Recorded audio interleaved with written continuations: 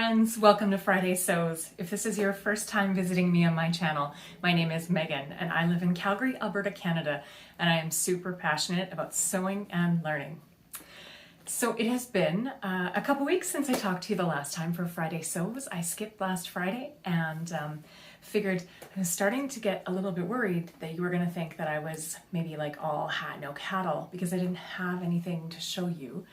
Because I have gone on and on about the fact that my serger was in the shop, and so I was making things with just my sewing machine and had to also finish my sea change jumpsuit, which I did post a review for, but I didn't really have anything exciting to share. And the last couple weeks were a little bit zany here at my house, so I didn't have anything to say, but I am glad to be back today to talk to you a little bit about what's been going on at my sewing machine and in my life. So last week, Wednesday, so not this past Wednesday, but the Wednesday before, was my birthday, and I had an awesome day. And I also happened to wake up that morning to discover that I had hit 500 subscribers on my little channel here. So I just wanted to thank every single one of you for watching. And if you have subscribed, thanks for subscribing. And if you haven't yet, maybe if you like what I have to offer, maybe you'll click that or click like or do whatever it is the YouTubes tell you to do. I'm just so happy to be doing this, and I'm having so much fun, and I'm learning a ton, and so I wanted to thank all of you for watching. So this week I picked up my serger. It is back. It needed some significant repair and I had it fully serviced. And you know, when I bought my serger, I bought it secondhand, and so I probably should have taken it to get serviced as soon as I bought it, but I bought it last year right in the middle of like the first lockdown we had in Canada, truly. So nothing was open to have it serviced, and then, you know, all of a sudden here we are 12 months later, and so it really needed it. But it really needed some repair too. So one of the tension discs needed to be replaced, and the needle plate was damaged, which I was horrified because I don't know that I realized that my needle was striking the needle plate. And that the timings were off. And so when I plugged it in yesterday to give it a try, I was actually quite apprehensive that I was going to screw it up and I was going to wreck it, because it was a pretty expensive machine new and I can't afford to replace it. And I certainly can't afford to pay the price to have it serviced and repaired again. Plus, they're really busy, so it's likely that I would be without the serger again for another month.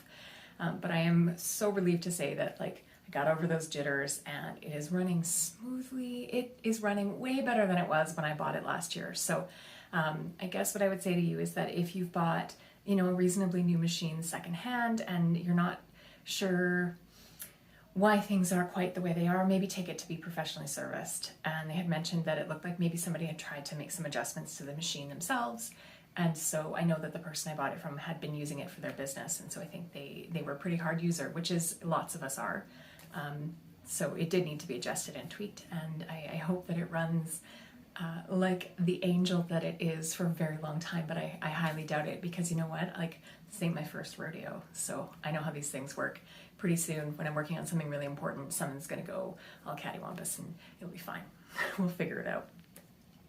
But anyway, so today I'm filming this on Thursday so that I can have it up for you Friday morning. But so I also took this week off of work. And so I recognize that it is a real privilege to be able to take a full week off of vacation and not use that time to care for family or go anywhere, or but I use most of my vacation time for those things. And I have quite a backlog of overtime, and I also have quite a backlog of vacation time, and I really needed a break. And so this week I have been sewing, and I have been, you might have seen me pop up on Instagram a little bit more, and just really enjoying some time just to myself. My kids went to where they were supposed to go, and my husband went to where he was supposed to go, and I had some time just to breathe, and boy, I really needed that. So anyway, today I sat down at my serger, and last night when I was testing it out, I had finished the seams on a garment, and then I had put together a quick tank top, the one that I'm wearing actually. And then today I hemmed using the cover stitch this top and 3 dresses. So I was pretty busy today. And I will be showing you those dresses pretty soon. 2 of them are for a pattern test that I'm quite excited about. And then one of them is the Lucida dress, which I have finished. And I will probably pop into a makes video in the next couple, maybe next week or the week after.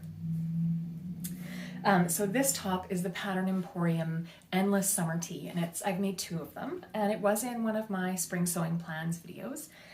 This is like a rayon spandex from Dandelion Fabrics, and I just love it. Like, it's comfortable and I think it's cute, and it's exactly what I need to wear right now. Here in Calgary, you know, today is about 13, 14 degrees and it's sunny. It's a little bit breezy, so throw this on with a little jacket or a sweater and I'm good to go. And I feel great in it, so that's awesome. This week, 2 challenges have come up. Not challenges like, oh, this is a difficult hurdle I need to get over, but like 2 sewing challenges that have come across my screen that I thought were interesting and I'm thinking about taking part in. And so the first one is the Sew April Blouse Challenge, and that's being run by the Dahlia Society and the Cloth Edit.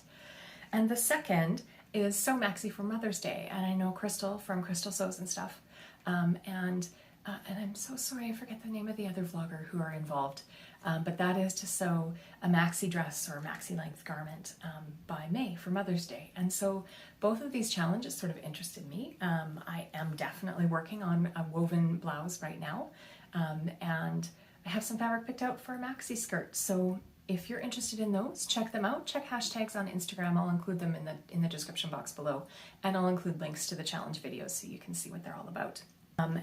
The other thing that I did today was I had a hot cup of coffee, uninterrupted, and a muffin I did not have to share while I watched last night's episode of the Great British Sewing Bee.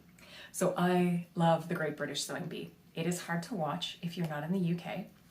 I'm not comfortable sharing the ways in which I watched it. Because I'm sure it's sketchy gray area of the internet, but do some Googling on your own and I'm sure you'll figure it out. Or if you're in the UK, you can stream it through the BBC One app, or I'm sure you can find some kind of VPN redirector or something. But anyway, I love the Sewing Bee. I've watched every season, so I was thrilled to be able to watch it in real time as it's unfolding. It's funny, I remember turning it on when I was on my first mat leave, so this would have been in 2014, maybe early 2015.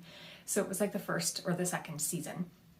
And I remember listening to the judges critique the garments that the contestants had made. And I was thinking, like, how would you even know, how would you know to do that? How would you know to line your pattern piece, your pattern, so that your pattern runs all the way, down the center and it gets a nice even line? Like, oh my God, sewing is hard. How would you ever know how to do that?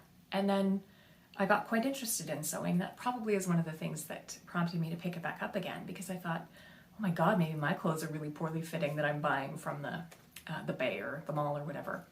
And here we are, and now it's 2021, and as I'm watching, I was picking out the various things like techniques and finishes that the contestants had done, and I thought, in the past number of years, I have acquired the knowledge that I know how to line up a pattern. When I cut out this top, this is just like a super simple tank top. I purposely cut the neckband out of one of the wide navy stripes so I would have a solid neckband. I laid the stripes out so that I thought they would be in sort of like a flattering way to sort of accent my shape. And then the armband, I cut the same way so that I would have, 2-color band.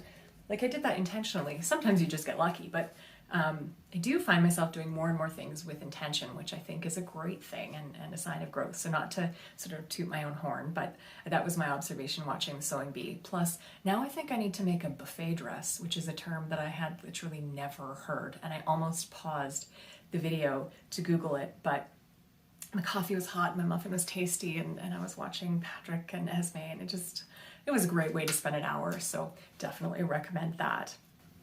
The last thing I have to share with you today is just a little mini fabric haul.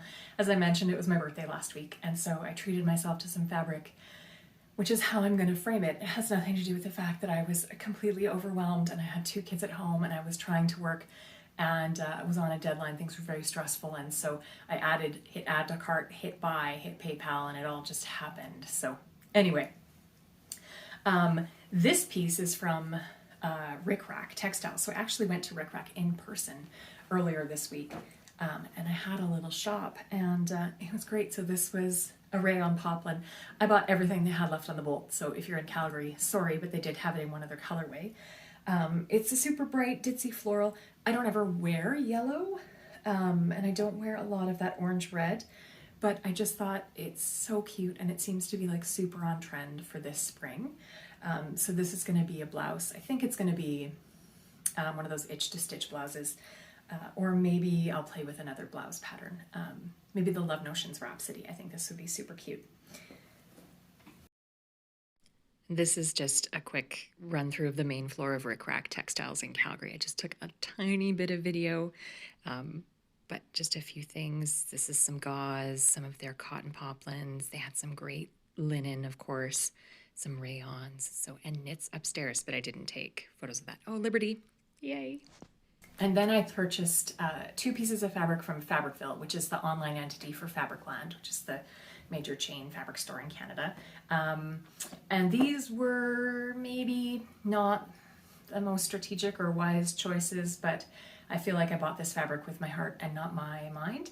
So the first piece is this. This is a rayon blend woven fabric. And it is called Tensile Look. And so it's super silky soft. I think I have 3 meters of this. Probably 3 meters of this.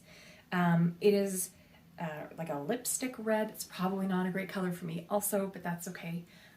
Very silky, very drapey. It's probably going to be awful to sew with, but I don't know why I bought this. I cannot remember what it is that Megan at that moment in time decided I needed this for. So we shall see.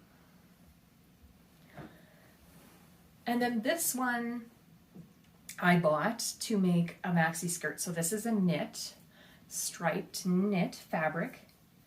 It's probably like a Liverpool. It's got a bit of a texture on one side, and then on the other side the stripes are smooth. It looks like a woven beach blanket.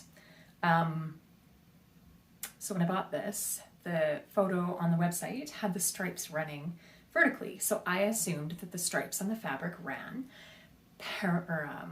parallel to the selvage because it was displayed vertically. So I assumed that I was getting a vertical stripe and that the widest stretch would be the way usually it is. And that's not the case. It actually runs perpendicular to the selvage.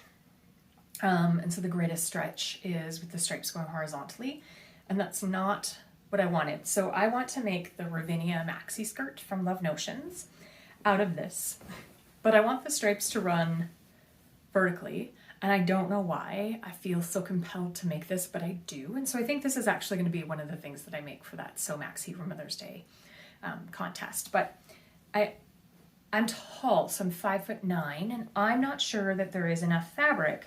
I think it's 54 inches wide, so there might be just enough fabric for me to get the length of skirt that I need for a maxi skirt out of this. I think should be able to do it. But the other thing is I'm not sure that it has enough stretch. I think I measured, it's got about 50% stretch horizontally. So I don't think that, I'm just concerned that when I pull, because the Ravinia is a pull-on skirt and it's got a waistband with negative ease, so it fits in quite snugly around your waist, and then it's, flowing. It's got these really cool pockets, and it's a flowing maxi skirt. But I'm concerned that I won't be able to get that waistband over my hips. So my hip measurement, so the waistband measurement plus, accounting for that 50% stretch, I'm not sure it's going to get over my hips. So I might instead, I could do one of 2 things. I could make the waistband bigger, and then it wouldn't be as snug. I guess I could make the waistband the same size, or bigger rather, run elastic in the back, just in the back to sort of cinch it in a little bit more to get that smooth look in the front. Or I could cut the waistband with the stripe running horizontally and then the remainder of the skirt running with the stripe running vertically. But I'm worried that might look weird.